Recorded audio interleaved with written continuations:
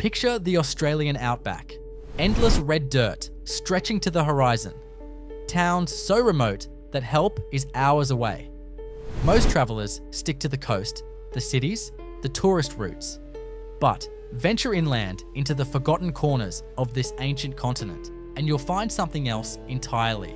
Small towns where the population has dwindled to double digits, where locals speak in hushed tones about things that happened decades ago, where visitors are met with warnings to keep driving. Australia is famous for its deadly wildlife, its harsh climate, its unforgiving terrain. But the most unsettling thing about this country isn't what crawls or slithers. It's what lingers in certain places. The feeling that something is fundamentally wrong. That the town you just drove through shouldn't exist anymore, or perhaps never should have existed at all. Today, we're counting down the 6 creepiest small towns across Australia. These aren't ghost stories or urban legends. These are real places with real histories and real people who experience these events. Just keep driving. Don't stop. And whatever you do, don't stay after dark. Number 6. Cassilis, New South Wales. On the surface, Cassilis appears harmless, a quiet farming community in the central tablelands of New South Wales. Population roughly 300, known primarily for merino wool production. Travellers pass through on the Castlereagh Highway without a second thought. But ask anyone who's lived in the region for more than a generation and they'll tell you, don't go near Cassilis on the equinoxes, March 20th and September 22nd. On those 2 days, each year, something happens that defies rational explanation. It started in the 1890s, according to parish records.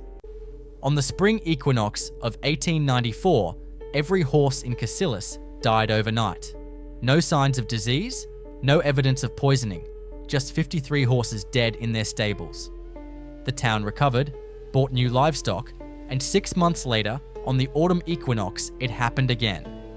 Every horse dead. The pattern continued for 3 years before townspeople stopped keeping horses entirely. They switched to cattle, to sheep, to anything but horses. And the equinox deaths stopped. Until 1947, when the town's only doctor, Richard Morrison, decided the old stories were superstition. He bought 2 horses for his children.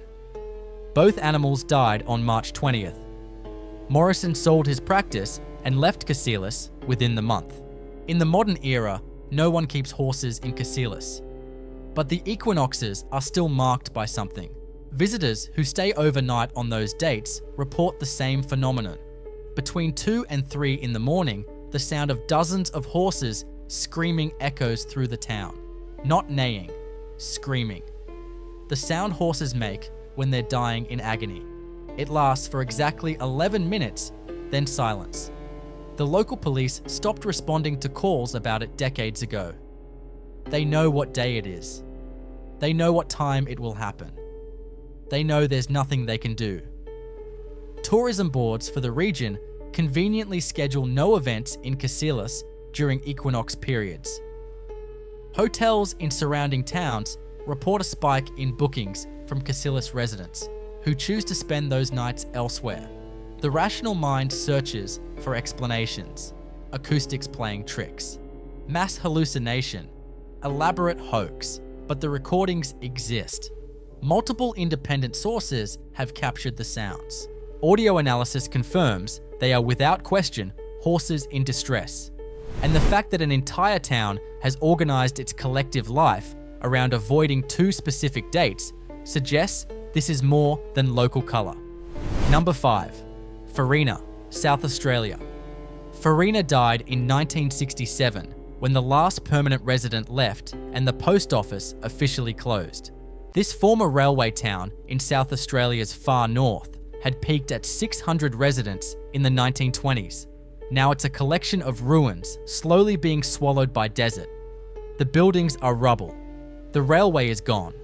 The stone bakery, once the largest in South Australia, is a shell.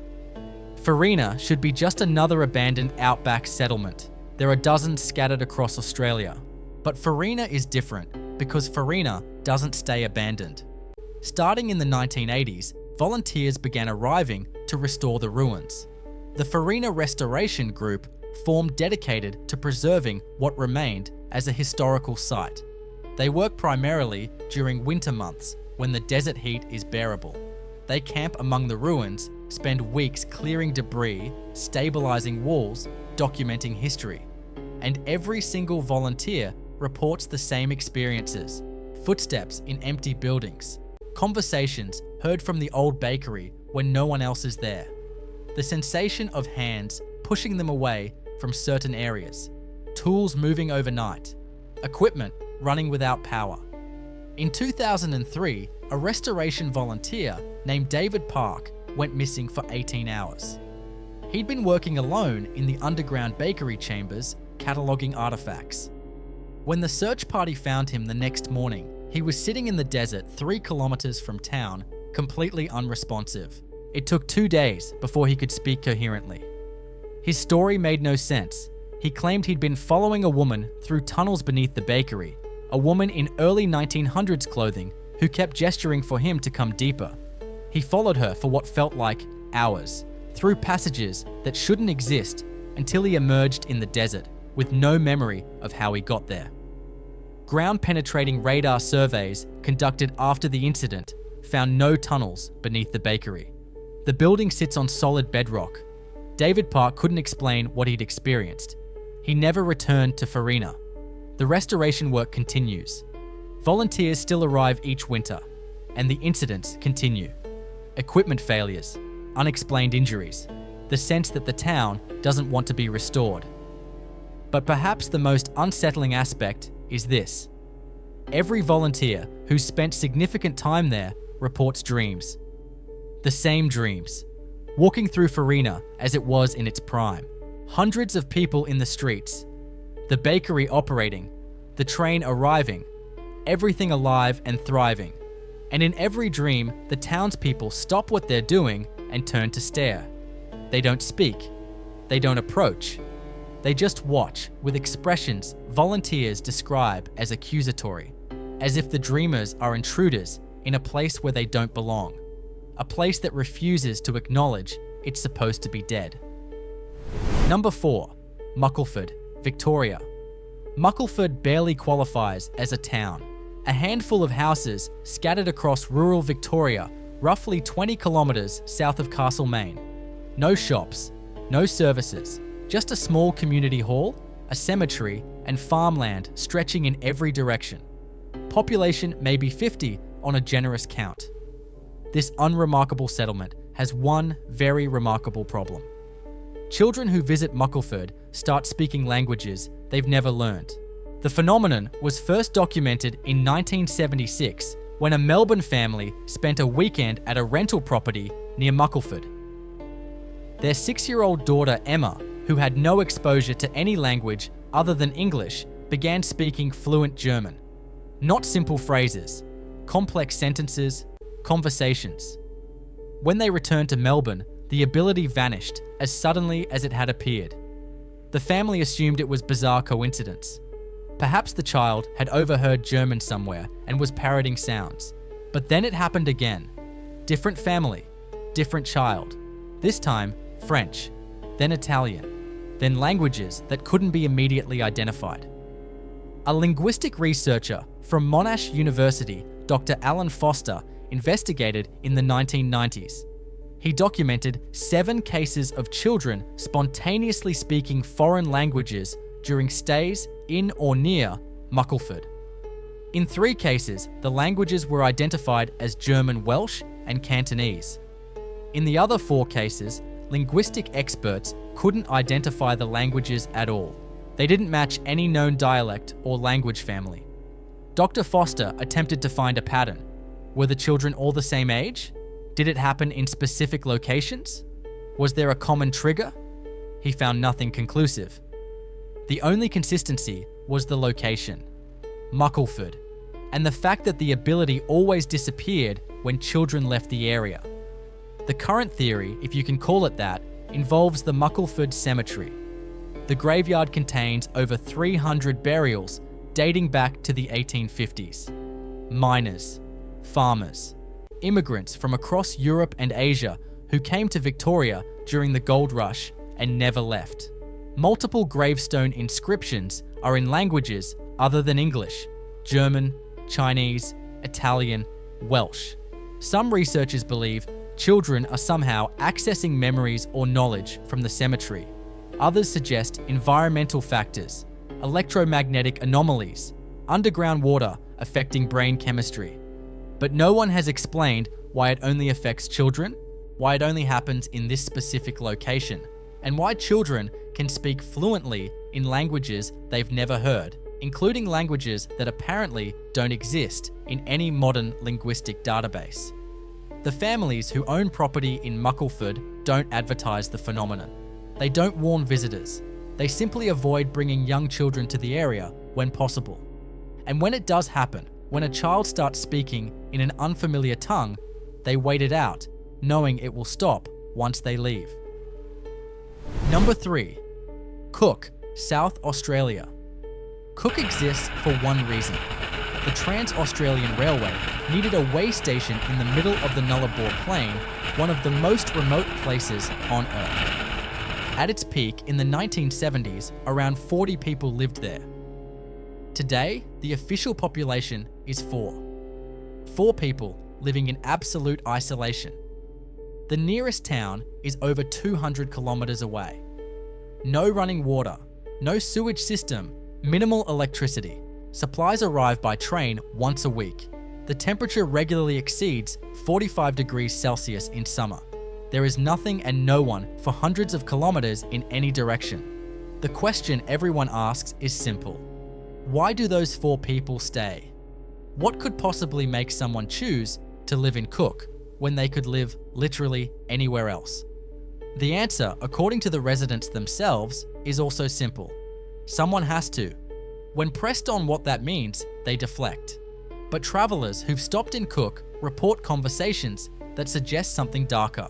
References to keeping watch, to making sure it stays contained, to doing a job that someone has to do even if no one else understands why. Railway workers who pass through Cook regularly have their own stories. About seeing figures walking in the desert at night. About hearing voices on the wind. About the section of track just east of Cook where train conductors report their instruments going haywire. Compasses spinning. GPS failing. On rare occasions, trains stop inexplicably on that section. The brakes engage without input. The engines cut out. After several minutes, everything returns to normal and the train proceeds. In 1987, a freight train stopped on that section and couldn't restart for 3 hours. During that time, the conductor reported seeing someone walking alongside the train. A figure in old railway worker clothing. The figure walked the entire length of the train, over a kilometer, then stepped off the tracks and walked directly into the desert heading south. The conductor watched until the figure disappeared into the heat shimmer. The 4 residents of Cook maintain the old school building, the defunct hospital, the water tower that hasn't held water in decades. They wave at passing trains. They welcome the occasional traveler seeking respite. And at night, they watch the desert. Whatever they're watching for, whatever they believe needs containing, they've been doing it long enough that one told a journalist in 2015 that someone would replace them when they're gone. Someone always does, he said. Number 2. Coobapedy, South Australia. Coobapedy is famous for 2 things: opal mining and underground living. Over half the town's 1,800 residents live in dugout homes carved into rock, a necessity where summer temperatures regularly exceed 50 degrees Celsius. It's marketed as a quirky tourist destination. Visit the underground churches, stay in an underground hotel, buy opals from underground shops. But Coobapedy has a much darker reputation among locals and miners. This is a town where people vanish. The opal fields around Coobapedy are a maze of over 250,000 mine shafts. Some are marked, most are not, some are 30 meters deep, some go much deeper. The shafts honeycomb the landscape for kilometers, creating terrain so dangerous that driving off-road at night is essentially suicide. You could fall into an unmarked shaft and never be found. This explains some disappearances. Tourists who wander too far, inexperienced miners who don't mark their diggings, bad luck and poor judgment. But it doesn't explain all of them.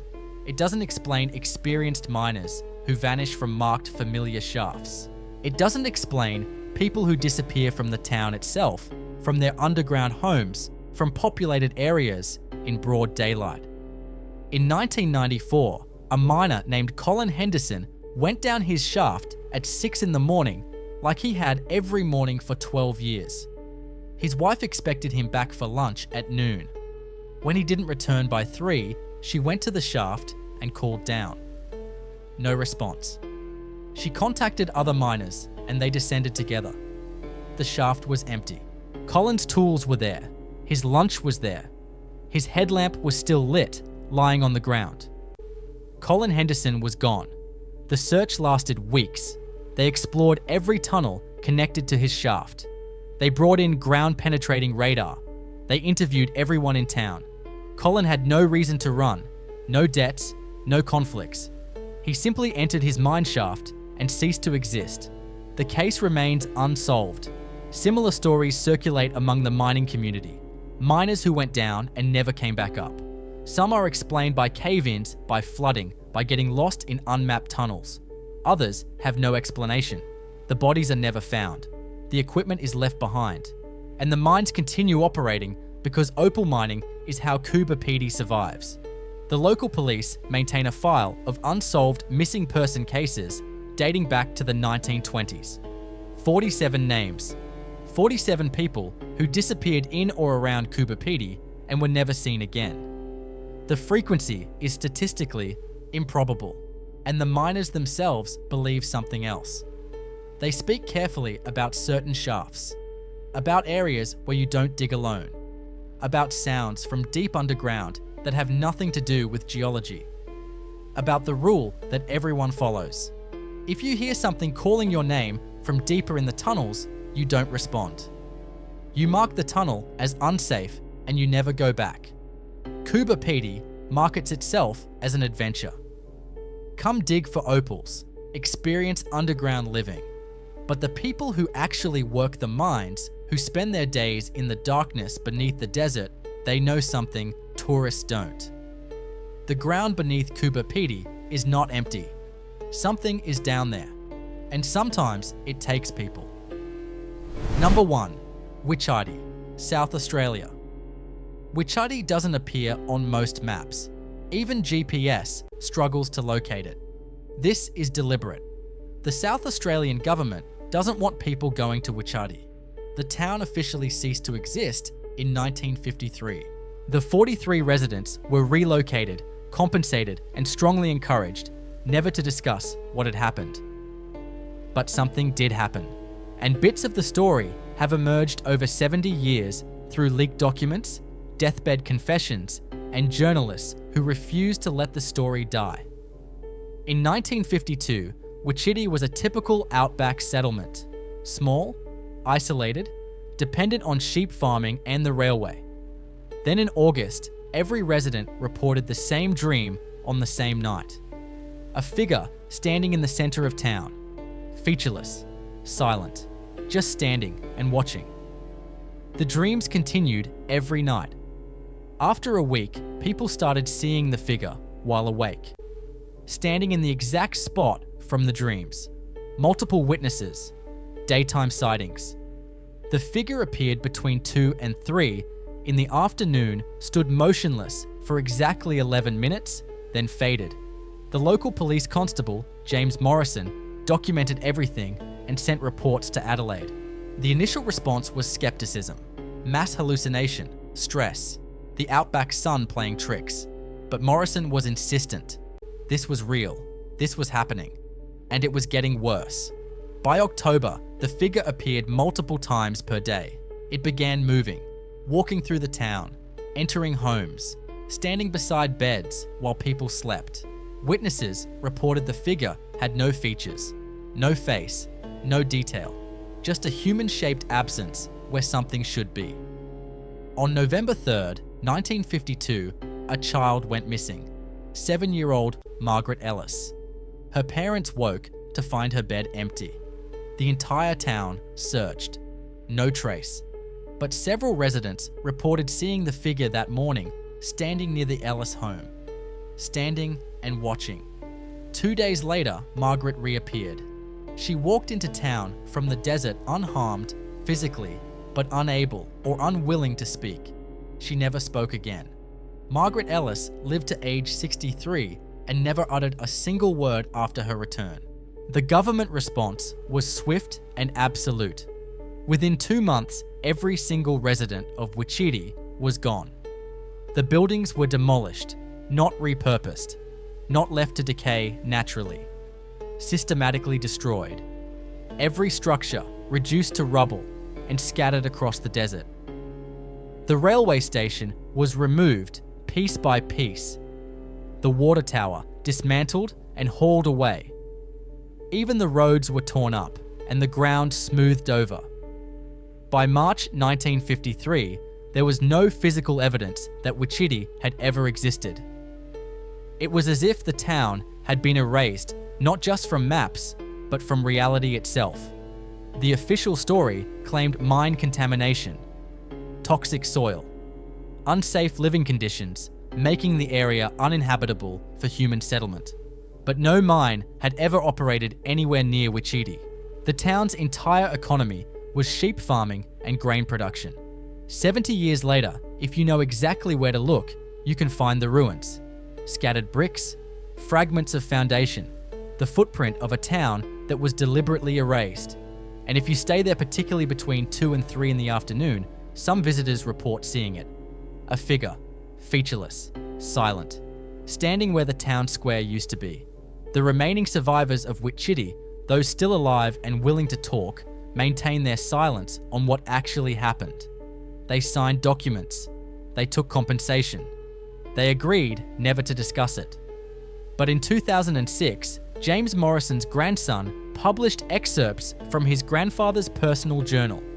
The entries from November 1952 describe something that defies explanation. Morrison wrote that the figure wasn't appearing from nowhere. It was being revealed, as if something that had always been there was simply becoming visible. He described a growing certainty among residents that the town had been built on top of something that didn't appreciate the intrusion, something that wanted them gone.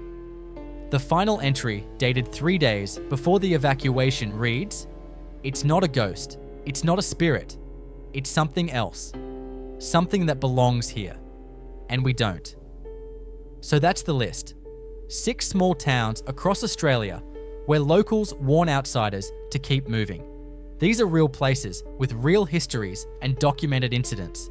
People who live in these places, or who lived there before they were abandoned, share one common thread: the knowledge that some locations in Australia, particularly in the isolated outback, have qualities we don't fully understand. Australia is old, older than most people can comprehend. The indigenous peoples of this continent have stories that predate recorded history, stories about places to be avoided, about where the boundary between what is and what should not be grows thin. What do you think? Are these towns genuinely haunted, or are we projecting meaning onto coincidence? Have you been to any of these places? Share your story in the comments. Subscribe for more investigations into Australia's forgotten places. Stay curious, but stay safe. Some places want to stay forgotten.